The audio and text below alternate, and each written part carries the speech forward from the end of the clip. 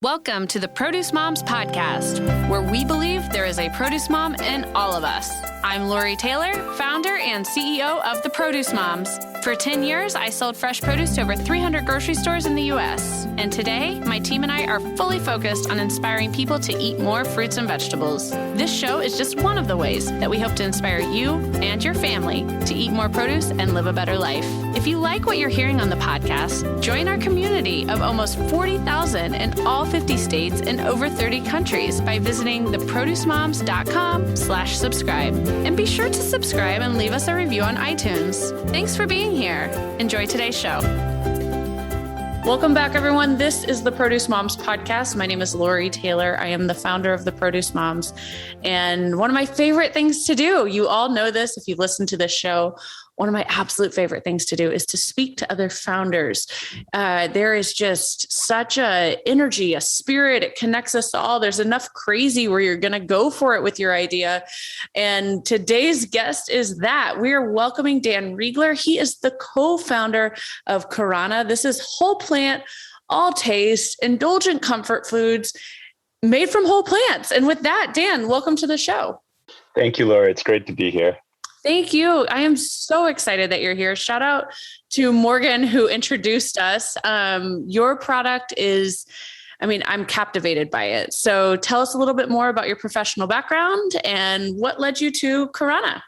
Yeah, so there's two things that have really driven me throughout my entire life, and that's a love for food and concern/passion about sustainability. And I've spent a lot of my career in the developing world, so focused on the finance and consulting side of things, but that led me to look at a lot of agriculture projects and seeing firsthand how many issues we have with our food production systems, how broken those supply chains and production systems are, and just the need to do something to create more positive change was very clear. So that took me on a long path to eventually founding KARANA and looking for ingredients and food products that were more aligned with my values and with what I think a lot of people are looking for these days. And so what would you say your values are? Sustainability, you covered that. What else? What else comes alive when you think about your values being part of KARANA? Exactly. I think the missing piece in a lot of our discussions around food today are exactly on the food side, on, what is good food? What is good for us to be putting in our bodies, putting into the bodies of our family? How is that food sourced? What is the impact on the people growing it? How does it get to our plates? So it's really about looking at ingredients that, we can feel good about consuming, that are good for the communities who are growing them, that are, good and nutritious from a health standpoint. And most importantly, that we can turn into delicious products to make it as accessible and convenient as possible for people to eat, food that is sustainable, healthy, and fun and enjoyable and delicious. Yeah. And when you visit your website, eatkarana.com, it comes alive. You're seeing wonderful, I mentioned comfort food in the intro, and, you've got things like dumplings and like these amazing, just all sorts of different, what I now know is whole plant, but it's like these beautiful meat-like dishes. So explain a little bit more about the products that you provide to both retail and food service.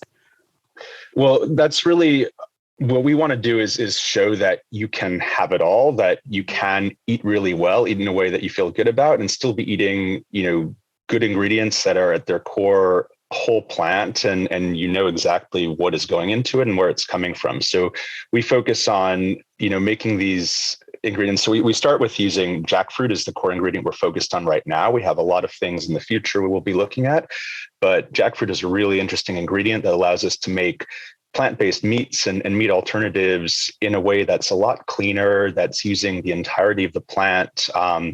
And then we turn those into formats that are, just really delicious, really easy for people to connect with. So our first product ranges for food service, so for chefs and restaurants, are just, the basic meats. So we have a shredded pulled pork. that is made from jackfruit. And then we have a ground pork also from jackfruit that, just give a lot of versatility for chefs to take them in very different directions and incorporate them into a huge range of dishes and flavors. And then what will be coming quite soon is our first retail products, and those will be ready to cook products. So starting with dumplings and dim sum. So something I'm particularly excited about, that those dumpling pot sticker gyozas will be our first product coming out fairly soon. That's exciting. And right now, when you click on Find Us, it lists Singapore and Hong Kong. I'm assuming that's going to be expanding soon. Yes. So I'm currently in the US. Some of our team is here as well. And we're very much looking forward to getting the US market launched over the rest of this year. So we've been in the market in Singapore and Hong Kong, testing products with some really amazing chefs and restaurant partners there. And we're very excited to be bringing things to the US this year. So tell us about your sourcing. I mean, if you're passionate about sustainability, you're working with jackfruit, and your entire clientele base is, Singapore, Hong Kong, Asia. So tell us a little bit more about how you have stayed true to those values in your product sourcing and bringing these products to market. Well, it starts with why we chose jackfruit as a crop in the first place. And I mean, we were looking around for ingredients, crops that, both would have a positive impact on the food system and especially the farmers, because in my career, I've spent a lot of time with farmers and they're usually the ones getting the shortest end of the deal. So jackfruit is very interesting in that it's a very easy and low maintenance crop for farmers to grow. There's a lot of it already growing that is not being commercialized. So upwards of 60-70% of jackfruit in places like Sri Lanka, where we source from, is going to waste. So that's income that is not getting to farmers. And they're not growing exclusively jackfruit. They grow a lot of mixed farm plots. So the jackfruit is being used as a shade crop. I mean, we have farmers who grow pepper vines up the jackfruit trees. They use jackfruit to shade their higher value crops like vanilla, cacao, turmeric. So it's a really interesting, biodiverse, regenerative farming model that we want to support. And it's a way to get more income to farmers.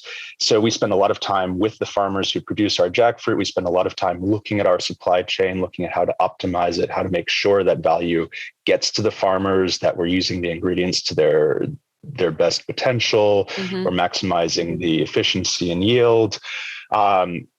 And then, of course, it's looking at what we can do with those crops and ingredients and what can they be turned into. So, I mean, we didn't come up with the idea for jackfruit. Of course, it's been used traditionally in a lot of these markets for a long time.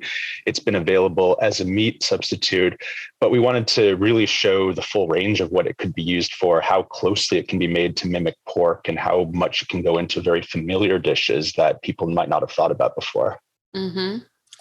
Yeah, that's wonderful. And I love that the grower's return or the welfare of the growing region itself is a priority to you, because that is such a critical pillar in sustainability. So that is so good to hear. And oh my goodness, for people who haven't seen a fresh jackfruit, I mean, Dan, describe to folks just the size of this crop.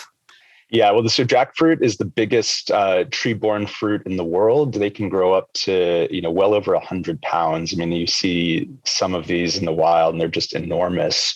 We use them in their very young maturity stage. So when they're smaller, which makes them both easier and more difficult to work with in a way. But what is interesting about it is when we use them, the sugars haven't formed yet. So they're really more of a vegetable than a fruit. So you get the benefits of, a low sugar, low GI ingredient without having to worry about a lot of that, distinctive sweet jackfruit taste coming through. Right. And for people who have thought or grown to learn the versatility of like cauliflower, for instance, just wait until you experience jackfruit, and KARANA is going to make it really easy for us. So I'm eager to buy your products here in the United States. I mean, can you share a little bit more about what the US or North American launch looks like for KARANA?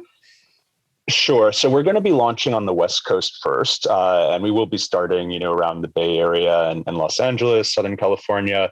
We'll be starting with a few restaurant partners who I'm not able Very to disclose cool. just yet, but we will be announcing very soon through our website and social media channels. So please follow us at Eat Karana.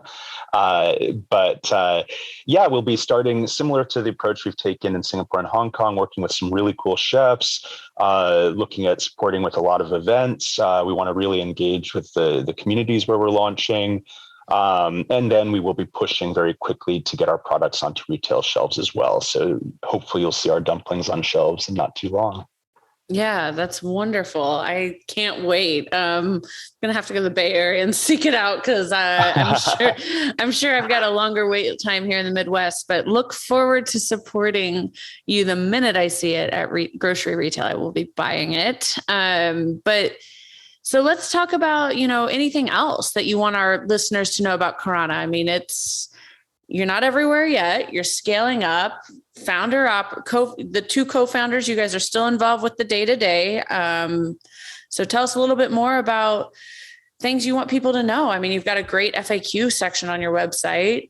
Yeah, well, I think you brought up a great topic before about sort of, different ingredients and thinking about them in different ways. And I think that's really what's so important. I think people are more engaged with their food and what they're eating than ever before, and thinking about diversity in what we eat and, how we can use ingredients in different ways, how we can think about things differently. We consume a very, very small number of what's available to us in nature. And if you look at what's happening, in the world with climate change and all the issues we're facing, with, the changing landscape around what we know and understand about nutrition, we do need to expand the range of what we eat and look for better options. So I think it's just really important for everyone to be having this discussion. And jackfruit is one of many crops that, haven't been commercialized very effectively, but are really interesting. And exactly the kind of thing we need to be moving towards as consumers. And Dan, thank you for that. And also I want to drive home to folks the integrity of the ingredients, because that is something that when I was checking out your product online, it's something that really irks me about all of the other plant-based meat substitutes that have gone mainstream here in the United States is the laundry list of ingredients and so many of them. And your product line, pretty simple, minimal ingredients. For instance, the whole plant meat shreds right there on your FAQ sheet. It says young jackfruit, canola oil, sea salt, natural flavors. Everything is all natural. Yeah, exactly. And then that's really about staying, true to the source of food. And that's a direct response to what people are looking for. People are looking for cleaner ingredient labels. They want to understand what they're eating, what they're feeding to their families. And for us, that's extremely important. I used to be a very, very, serious carnivore for a lot of my life. I grew up between Europe and the US in two very meat dominant cultures. And for me, I always grew up with an appreciation for food and for good food, and understanding the impact of your diet, and then kind of trying to marry that with, my values around what is good food, knowing where it's coming from, knowing how it was grown. That becomes harder and harder to do as we get into more processed and convenience focused products. So we really want to solve for that and want to, have people comfortable with what they're eating, but also it needs to be accessible. I mean, the world is changing. A lot of people don't have the time or ability to go out and prepare and source food in the way they would really like to. So I think it's up to, there's a lot of companies like us who are really coming at this and looking to fundamentally disrupt and change the way that we put food and certain ingredients on the table. And I think that's very important. Well, you did that in a very big way, because for anyone that doesn't know this, Karana is Asia's first whole plant-based meat brand. That is remarkable. Well, we're excited. We hope we're the first of many. Yeah, no, it's wonderful. So before we, start wrapping things up here, Dan, I've got to put you in the hot seat. How is your favorite way to enjoy Karana? Oh, that's really tough. I mean, I know. What's your favorite child? You're an artist. What's your favorite painting? I know, I get it, but I'm still going there. I want to know your favorite way to eat it. So I'm gonna really play favorites and say that, I mean, our dumplings, I think for me, that was such a key driver. I mean, I've spent a lot of my life and career in Asia. Even though I'm very American, I'm not Asian ethnically, but I have a deep appreciation for the food culture there. And, dim sum has been one of the things that has always been very important to me as a comfort food. And so coming up with that, really kind of perfect gyoza, pot sticker, classic pan-fried dumpling is just, every time I eat it, I just get a huge smile on my face. But having said that, I mean, one of the most rewarding things about this role and starting this company has been to work with amazing chefs and see all the things that they come up with. So in a way, it's equally exciting and satisfying for me to see, a chef come up with something totally different that we haven't thought anything about yet. So it's all really fun, and they're all my favorites in a way. I love it. Well, that's wonderful. Dan, I have so enjoyed our conversation. I am anxiously anticipating the launch of KARANA here in the United States, and specifically here in my hometown of Indianapolis. Just congratulations to you and your co-founder and everyone on your team for this incredible innovation. Love what you stand for. Absolutely think that as consumers, we are drawn to make a difference, or as humans, we're drawn to make a difference anytime that we can. And you can make a difference with the food that you buy. And KARANA's thought through a lot of different, key factors and threats to society as they've developed this product line. And just absolutely so excited to see what's next for you all. I'm going to welcome you on for closing remarks, Dan, but I want to remind folks that the website is eatkarana.com. That's EATKARANA.com. You can find them on Instagram, Facebook, LinkedIn, pretty much anywhere you're at, they're at, and they're coming soon to your grocery store. So Dan, congratulations again on your great success in Asia. And with that, you get the closing remarks and the final goodbye.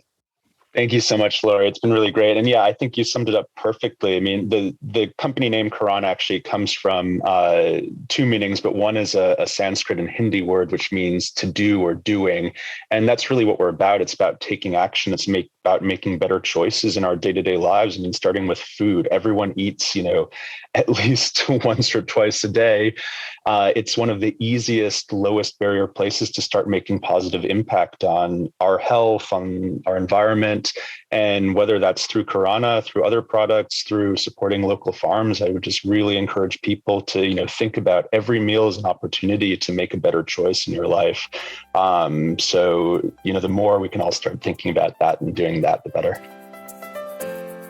Thanks for joining us on this episode of the Produce Moms Podcast. If you or someone you know would like to be a featured guest, just send an email to lori@theproducemoms.com. We know there is a produce mom in you because there's a produce mom in all of us. Join our community on Facebook and all social platforms. Help us change the way America eats. Thanks again for listening, and we'll see you next time.